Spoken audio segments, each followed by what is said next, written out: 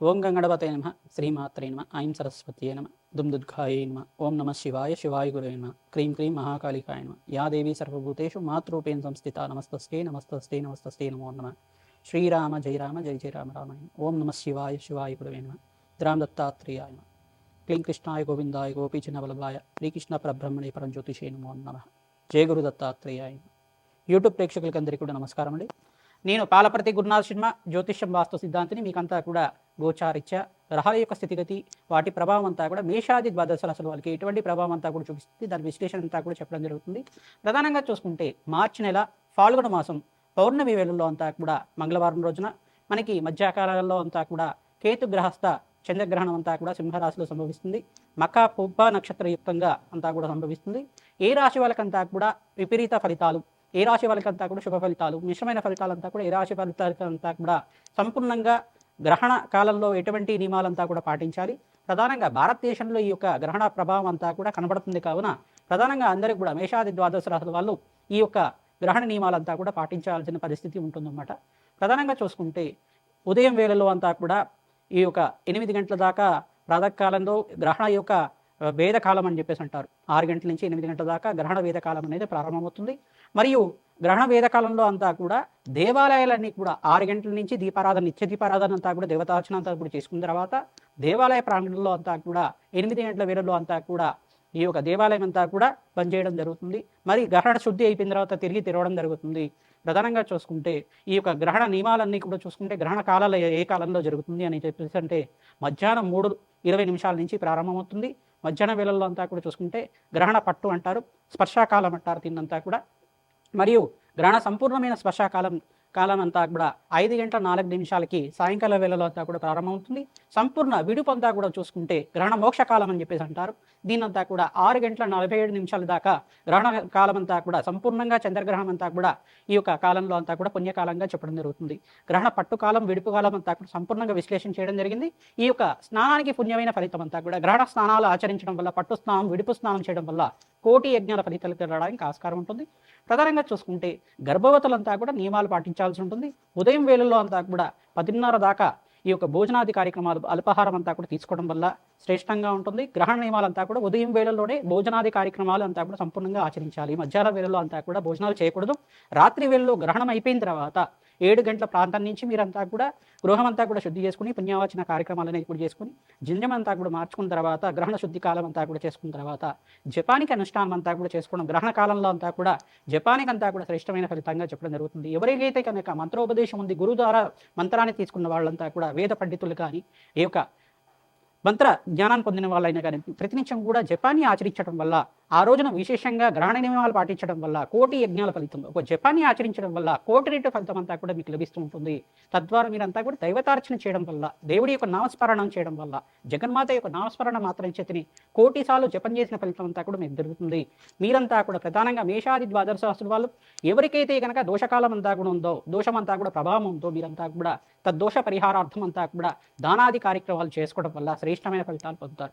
ప్రధానంగా చూసుకుంటే ఈ గ్రహణ కాలంలో అంతా కూడా చంద్రమా మనషో జాత అని చెప్పేసి అంటారు. ప్రధానంగా మనక్కారకుడైన చంద్రభగవానుడు అంతా కూడా కేతు గ్రహస్థంగా అంతా కూడా జరుగుతుంది. కావున ఇక్కడ ప్రధానంగా చూసుకుంటే సింహరాశిలో పుబ్బ నక్షత్రం వాళ్ళకి, మరియు మకా నక్షత్రం వాళ్ళకి, ఉత్తర నక్షత్రం వాళ్ళకి, మరియు కర్కాటక రాశిలో వాళ్ళకి కూడా ఈ గ్రహణం అంతా కూడా చూడకూడదు అనమాట. ప్రధానంగా సింహరాశి వాళ్ళు గ్రహణం చూడకూడదు. ప్రధానంగా చూసుకుంటే కన్యారాశి వాళ్ళకు కూడా వ్యయ స్థానంలో అంతా కూడా ఈ యొక్క గ్రహణం అంతా కూడా సంభవిస్తుంది. కావున గ్రహణ ప్రభావం అనేది ఉంటుంది. మరియు వృశ్చిక రాశి వాళ్ళకి శుభమైన ఫలితాలు ఇస్తుంది. మరియు వృషభ రాశి వాళ్ళకి కూడా ఈ యొక్క విపరీత ఫలితాలు ఇస్తుంది. ఇక్కడ చూసుకుంటే ప్రధానంగా చూసుకుంటే ఈ యొక్క మకర రాశి వాళ్ళకు కూడా విపరీత ఫలితాలు ఉంటుంది. మరియు ఇక్కడ చూసుకుంటే ప్రధానంగా మీనరాశి వాళ్ళకి అత్యంత శుభమైన ఫలితాలు రావడానికి ఆస్కారం ఉంటుంది. మరియు ఇక్కడ చూసుకుంటే తులారాశి వాళ్ళకి కూడా అత్యంత శుభమైన ఫలితాలు రావడానికి ఆస్కారం ఉంటుంది. కర్కాటక రాశి వాళ్ళకి, కుంభరాశి వాళ్ళకి, ధనుసు రాశి వాళ్ళకంతా కూడా మిశ్రమైన ఫలితాలు, మేషరాశి వాళ్ళకు కూడా మిశ్రమైన ఫలితాలు రావడానికి ఆస్కారం ఉంటుంది. ప్రధానంగా చూసుకుంటే ఈ గ్రహణ కాలం అంతా కూడా భారతదేశంలో సంపూర్ణంగా అండమాన్ నికోబార్లో కానీ, సింగపూర్లో కానీ, లండన్, జర్మనీ మరియు ఇండోనేషియా ప్రాంతంలో, ఏషియా ప్రాంతంలో, ఆస్ట్రేలియా, ఆసియా, లండన్, జర్మనీ అంత ప్రాంతాల్లో కూడా ఈ యొక్క కాలిఫోర్నియా, నార్త్ అమెరికా, సౌత్ అమెరికాలో అంతా కూడా గ్రహణం అంతా కూడా సంభవిస్తుంది. మీరంతా కూడా మేషాది ద్వాదశ రాశి వాళ్ళు ఈ యొక్క తద్దోష పరిహారార్థం అంతా కూడా ఎవరికైతే చెప్పామో మీరంతా కూడా ఈ దానాది కార్యక్రమాలు చేసుకోవడం వల్ల మీ జాతకరీత్యా ఉన్న చంద్రగ్రహ దోష నివారణం అంతా కూడా నివారణ అవుతుంది. ప్రధానంగా చూసుకుంటే కంచు పాత్రలో అంతా కూడా ఆవునే తీసుకొని దాంట్లో చంద్రబింబము మరియు ఈ యొక్క సర్పబింబానంతా కూడా తీసుకుని, వెండితో చేసిన బింబానంతా కూడా తీసుకుని బ్రాహ్మణత్వకంతా కూడా దానం చేయడం వల్ల, దక్షిణ సహితంగా అంతా కూడా దానం చేయడం వల్ల, ఉలవలు బియ్యం అంతా కూడా దానం చేయడం వల్ల శ్రేష్టమైన ఫలితాలు పొందుతారు. తెల్లటి వస్త్రాన్ని దానం చేయాలి. మరియు మీరు ఇక్కడ చూసుకుంటే బియ్యం అంతా కూడా ప్రధానంగా చూసుకుంటే 2 కేజీలు కానీ 5 కేజీలు కానీ ఇదంతా కూడా దానం చేయడం వల్ల అన్నదాన ఫలితం అంతా కూడా జరుగుతుంది. మీరంతా కూడా స్వయంపాక దానం ప్రధానంగా మహావిష్ణువు స్వరూపంగా బ్రాహ్మణత్వం అంతా కూడా పూజ చేయడం వల్ల, మహావిష్ణువు స్వరూపంగా భావించి స్వయంపాక దానం చేయడం వల్ల, బ్రాహ్మణత్వం అంతా కూడా భోజనార్థం స్వయంపాక దానం చేయడం వల్ల శ్రేష్టమైన ఫలితాలు పొందుతారు. స్వయంపాకం అంతా కూడా దానం చేసుకోవాలి. తెల్లటి వస్త్రాన్ని దానం చేయడం వల్ల సంఘంలో గౌరవం పెరుగుతుంది, రాజయోగం కలుగుతుంది. వీకంతా కూడా వ్యాపారం అభివృద్ధి అవుతుంది, అష్టలక్ష్మి శ్రీనివాసంగా ఉంటుంది. తద్వారా ఈ యొక్క గ్రహణ నియమాలు ఎవరైతే పాటిస్తూ ఉంటారో శ్రేష్టమైన ఫలితాలు పొందడానికి ఆస్కారం ఉంటుంది.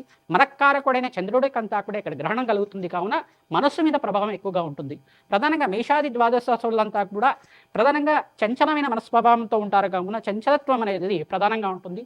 తద్దోష పరిహారార్థం అంతా కూడా పరమేశ్వరుడి ప్రీతికరంగా క్షీరాభిషేకం చేయించడం, ప్రధానంగా అన్నాభిషేకం చేయించడం వల్ల కష్టాల నుంచి బయటపడడానికి ఆస్కారం ఉంటుంది. ప్రతినిత్యం కూడా అమ్మవారి ఆరాధన చేసుకోవడం వల్ల శ్రేష్టమైన ఫలితాలు పొందుతారు.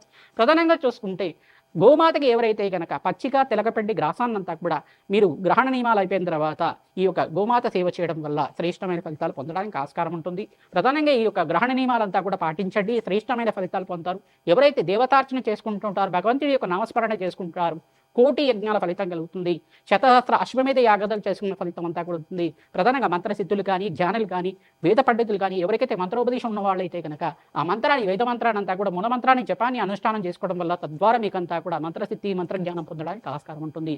తద్వారా ఈ యొక్క తద్దోష పరిహారార్థం అంతా కూడా దానాది కార్యక్రమాలు చేయడం, దశదానాలు, షోడశ దానాలంతా కూడా ఆచరించడం వల్ల మీకు యజ్ఞాది ఫలితం కలిగిన ఆస్కారం ఉంటుంది. కోటి యజ్ఞాల ఫలితం అంతా కూడా సిద్ధించడానికి ఆస్కారం ఉంటుంది.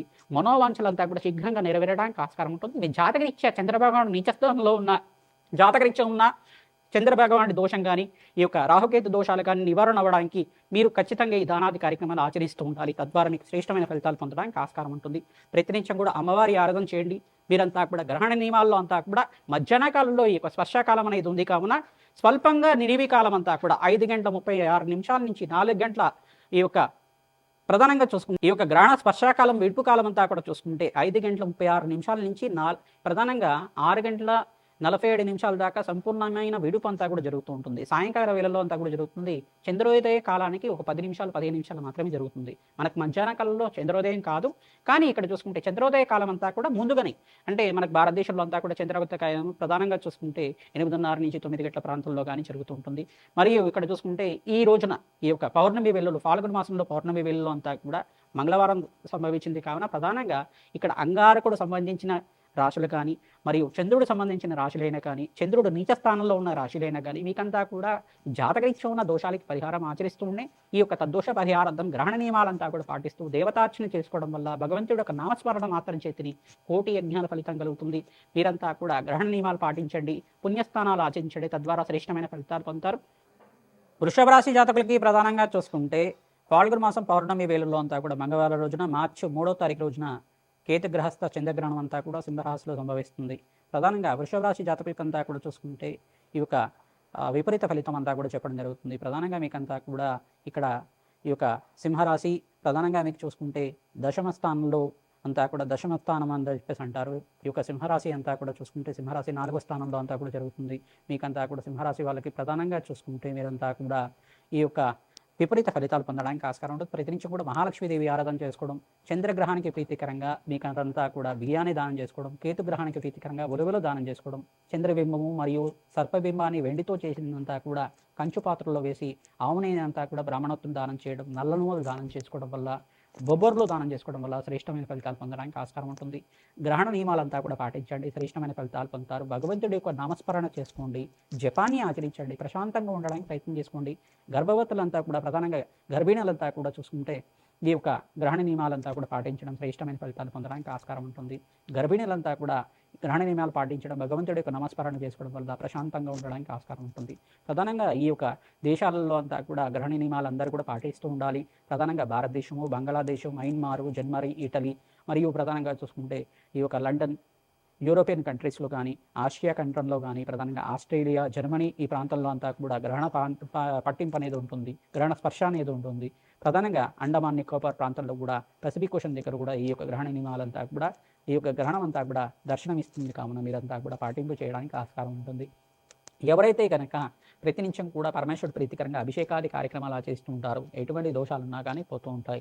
ప్రధానంగా ఎటువంటి భయ ఆందోళనలు పెట్టుకోవడానికి ఆస్కారం లేదు. ప్రధానంగా మధ్యాహ్న కాలంలో వస్తుంది కావున చంద్రోదయం కన్నా పూర్వమే వస్తుంది కావున ఎటువంటి భయ ఆందోళనలు పెట్టుకోవడానికి అవసరం లేదు. ప్రధానంగా 10 నిమిషాల నుంచి 15 నిమిషాల దాకా గ్రహణ నియమాలంతా కూడా గ్రహణ నిడివి అనేది ఉంటుంది. చంద్రుడు వచ్చిన తర్వాత ఈ యొక్క సంపూర్ణంగా విడిపోయిన తర్వాత స్పర్శాకాలం అనేది ఉంటుంది కావున ఎటువంటి భయ ఆందోళనలు పెట్టుకోవాల్సిన అవసరం లేదు. ప్రధానంగా మీరంతా కూడా గ్రహణం అనేది సంభవిస్తుంది కావున గ్రహణ నియమాల కోసం ప్రతి ఒక్క భగవంతుడి యొక్క ప్రీతికరంగా ప్రధానంగా నవగ్రహాలకి ప్రీతికరంగా తద్దోష నివారణార్థం అంతా కూడా జపము దానాది కార్యక్రమాలు శాంతి హోమాది కార్యక్రమాలు ఆచరించుకోవడం వల్ల శ్రేష్టమైన ఫలితాలు పొందుతారు. తెల్ల గుమ్మడికాయని దానం చేసుకోవడం వల్ల సంపూర్ణమైన ఆరోగ్యము, ప్రధానంగా ఆయుష్, ఆరోగ్యము, ఐశ్వర్యం అంతా కూడా సిద్ధించడానికి ఆస్కారం ఉంటుంది. శ్రీమాత్రే నమః.